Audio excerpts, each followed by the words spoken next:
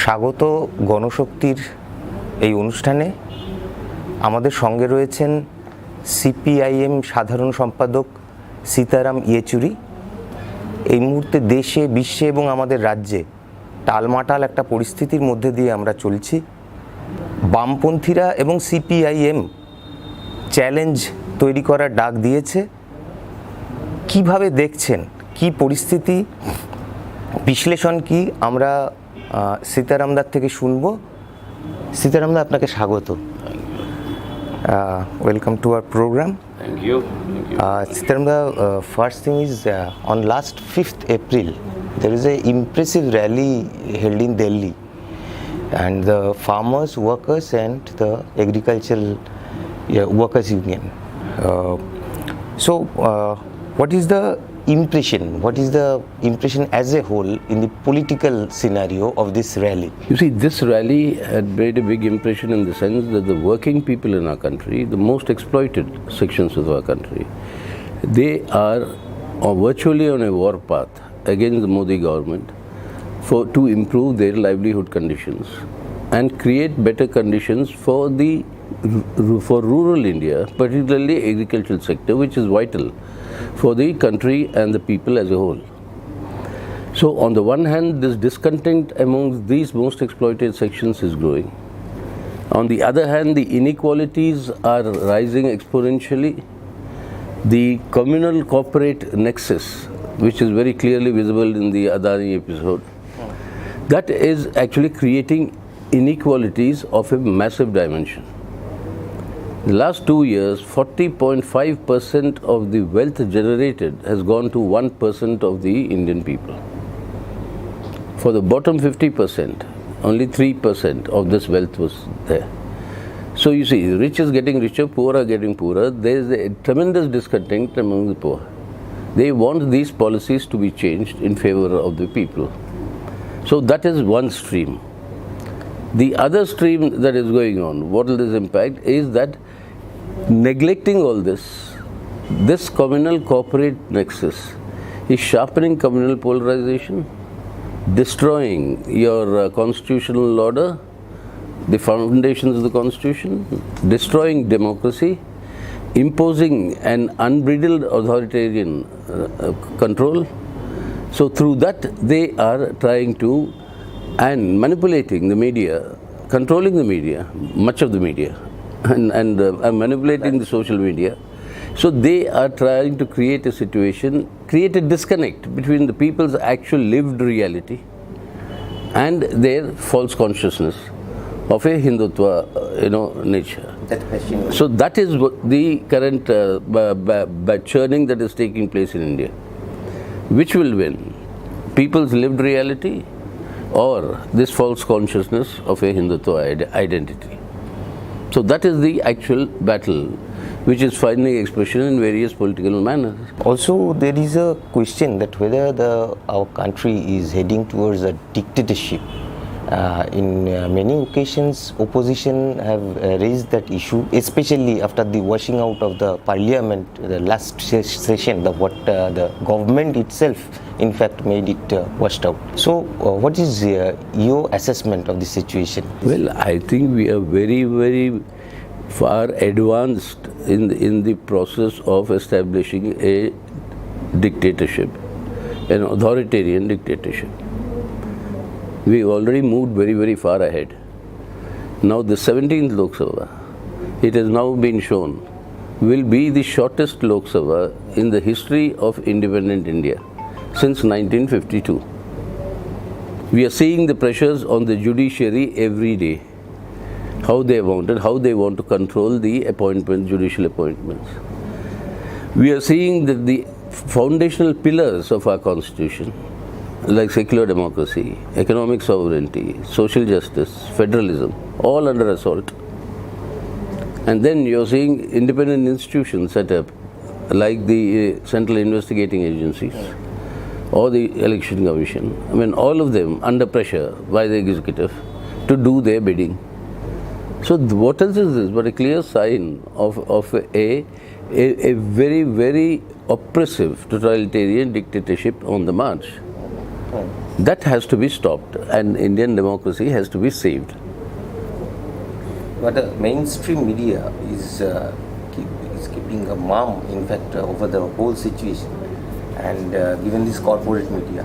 So, what is the alternative in that form? You see, the mainstream media is the corporate media.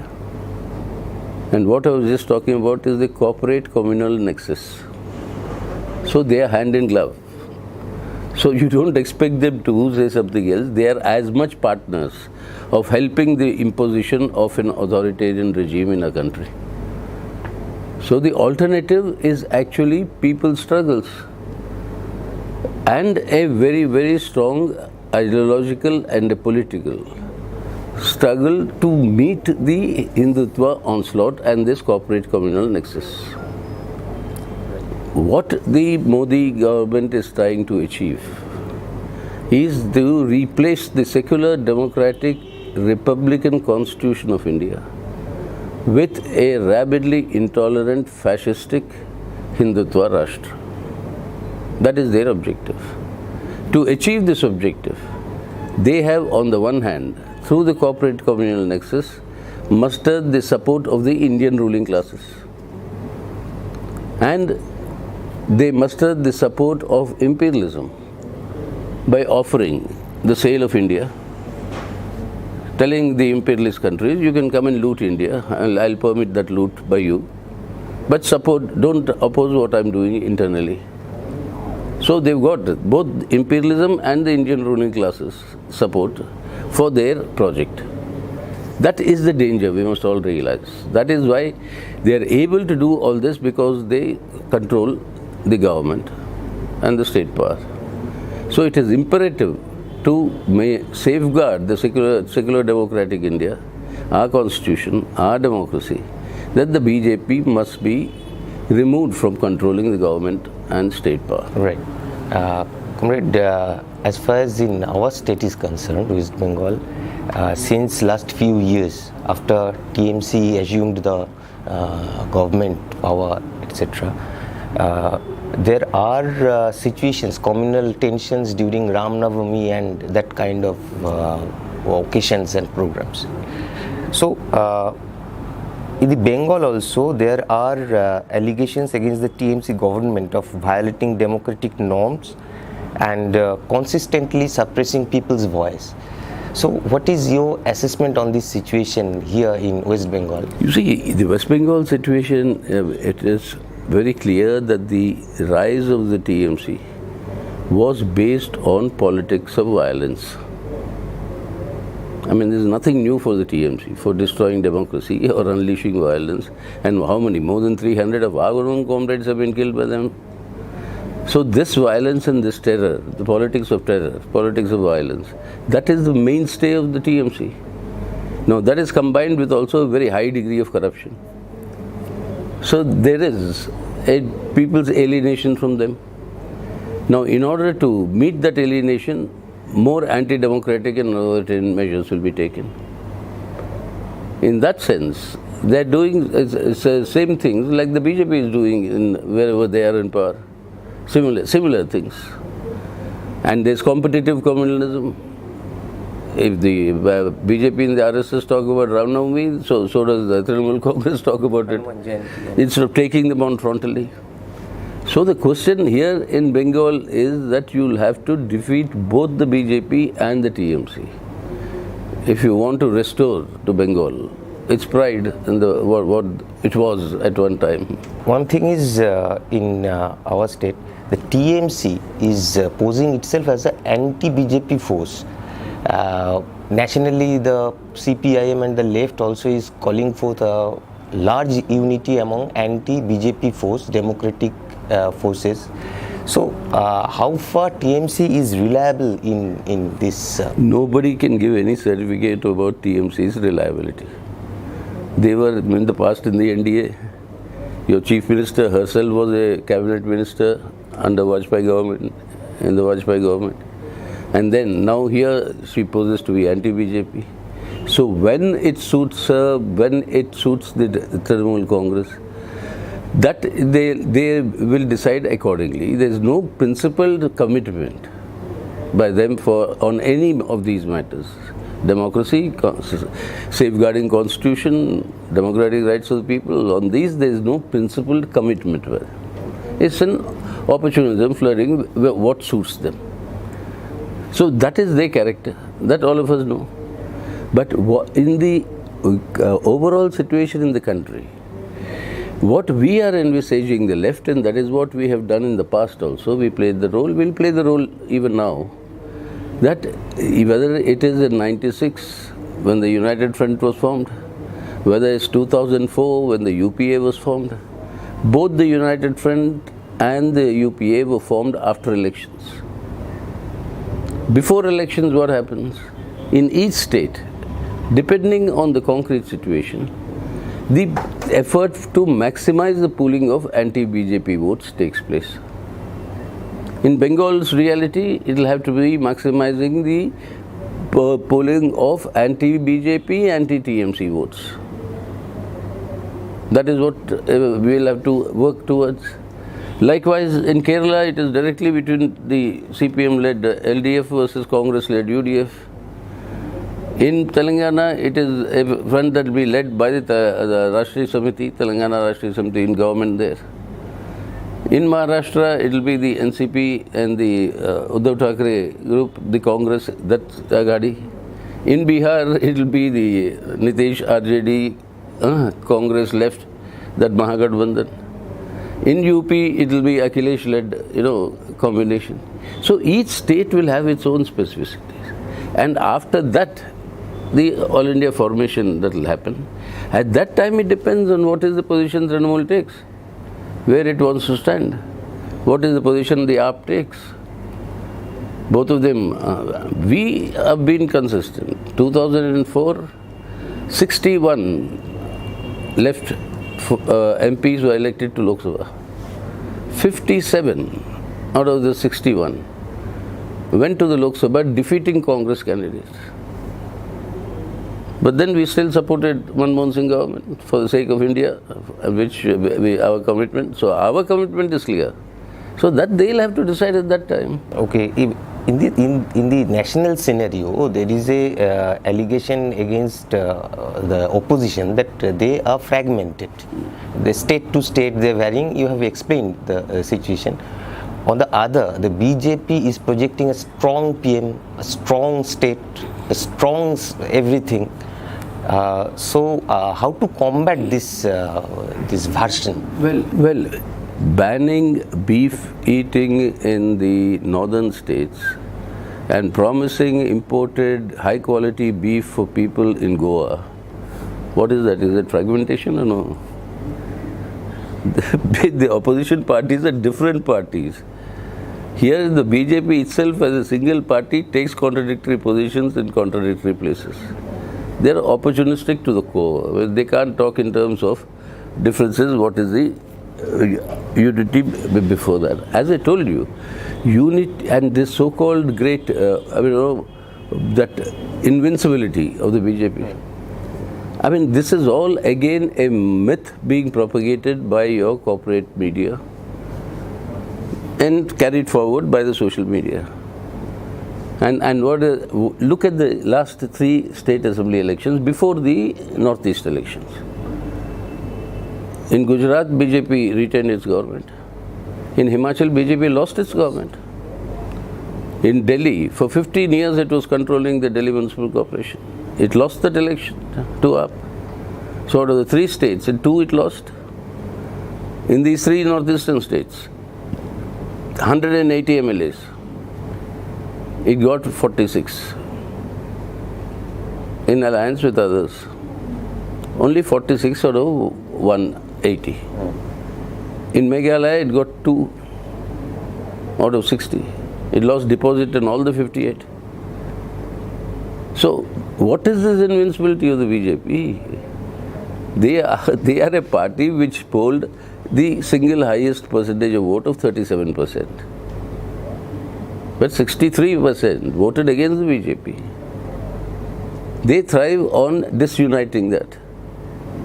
That is where state level understandings to unite. That's why with the term we use, the pooling, maximization of the pooling of the anti-BJP vote.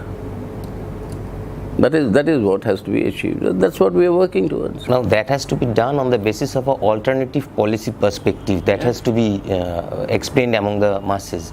As far as the left is concerned and as far as the opposition as a whole is concerned, what should be the alternative in two fronts? One, as far as the Hindutva is concerned, there is attacks on constitution, and on the other, on the livelihood question. You see, first of all, on the issue of the constitution and attacks on people's democratic rights and the other things that we spoke of, a steadfast defense of the Indian constitution, secular democratic republic and democracy, that has to be the basis for this sort of a unity.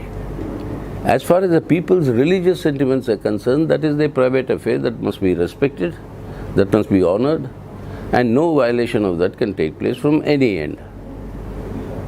So that is the principle by the basis of which we say your faith, your right to faith, your right to religion will be safeguarded. But the same right must be there for everybody who believes in, including atheists who don't believe in that, which is what the Constitution provides. So that has to be safeguarded. As far as the people are concerned, livelihood of the people, today there is no dearth of resources in our country. 11 lakh crores of rupees Modi has given since he became Prime Minister. He waived the loans of his corporate cronies. Every day there are tax concessions to the rich. You stop all this, recover those loans, which can be, legally you can do it. Recover those loans and use that money for public investments to build your much needed infrastructure. Immediately, rural roads, your irrigation canals, your various things that are required. Immediately there will be job opportunities for crores of youth to do these public works. Now, when these youth are employed, not only do their lives improve, they start earning their money. When they start spending the money, all your MSMEs, the small factories that are closed today, they'll start opening up because demand will increase. So that is how livelihood can be improved and the economy can be revived. So that is there, obviously. That is the left answer. There's no need for us to borrow from anybody. Our own resources are sufficient we have. Except, that's why we say, देश को नेता नहीं, देश को नीति चाहिए. You need policies by which we can improve the livelihood of the people. ये नीति की बारे में क्या ये जो अदर जो ओपोजिशन पार्टीज है उनके साथ लेफ्ट के कोई बातचीत हुई है जो एक किस बात पे हो रही है? हो रही है कि क्या अल्टरनेटिव पॉलिसी या डायरेक्शन क्या होना चाहिए. कुछ लोग कह रहे हैं कि भाई हमें एक कॉमन मिनिमम प्रोग्राम पहले घोषित करना चाहिए. कॉमन मिनिमम प्रोग्राम पहले घोषित करने में भी दिक्कतें होती है क्योंकि बाद में कौन रहेगा कौन नहीं रहेगा, साथ में वो चुनाव के बाद ही तय होगी.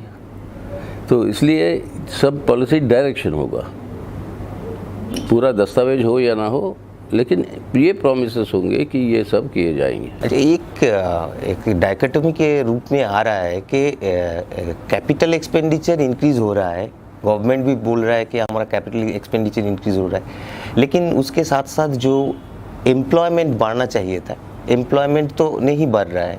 तो इसका कारण क्या है, ये क्यों हो रहा है? कैपिटल एक्सपेंडिचर कहाँ पे इंक्रीज हो रहा है? इंफ्रास्ट्रक्चर पे बोला जा रहा है, गवर्नमेंट बोला जा रहा है. तो वो एक्चुअली इंफ्रास्ट्रक्चर बनाने में लगना है ना, तभी तो नौकरियां सृष्टि होगी. अब कैपेक्स आपने अनाउंस कर दिया, उसके अंदर बहुत सारे पहले अनाउंस किए हुए वो सब भी मिला दिए आपने, और ये कह रहे हो हमने इतना 10 लाख करोड़ का अनाउंस कर दिया, तो प्राइवेट सेक्टर भी अनाउंस करे. प्राइवेट सेक्टर भी कुछ अनाउंस कर रहा है लेकिन कोई नहीं जा रहा प्रोडक्शन में. अरे कोई भी प्रोड्यूस करेगा उस समय जब जो प्रोड्यूस करेगा उसको बेचना है ना. अगर जो माल जो उत्पादन होगा वो बिकेगा नहीं तो ना मुनाफे बनाएंगे ना आर्थिक विकास होगा. अगर उसको बेचना है तो लोगों के हाथ में खरीदने की ताकत होनी चाहिए. लोगों के हाथ में खरीदने की ताकत नहीं है तो कैसे बिकेगा?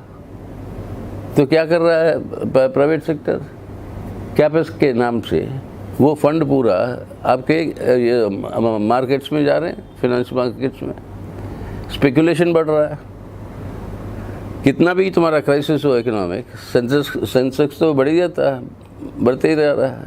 तो वो है ये पूरा पैसा। कोई पैसा प्रोडक्शन में नहीं जा रहा। प्रोडक्शन में नहीं जाएगा तो ना एम्प्लॉयमेंट क्रिएट होगी, ना इकोनॉमी रिवाइव होगा। अगर प्रोडक्शन में जाना है तो लोगों के हाथ में खरीदने की क्षमता चाहिए। You have explained the alternative regarding employment generation. Two things are biting us most, the common people. One is employment, another is the price rise, huge.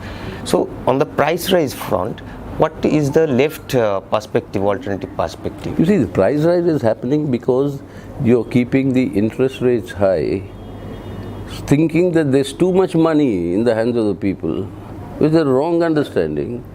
And because of too much money, you don't want to make interest rates cheaper, so that more money will go into the people's hands. So because of that, the high interest rates, that's what USA is doing, the rest of the world is following. And our people are very eagerly doing it, our monetary policy committee. Now, this is actually depressing demand more. And this price rise is happening because that is the only way in which speculators and the people who are they are making their money. 2 rupees a kilo for onions at the mandi market in Maharashtra, and it sells at 20 to 25 rupees a kilo in any of the urban metros.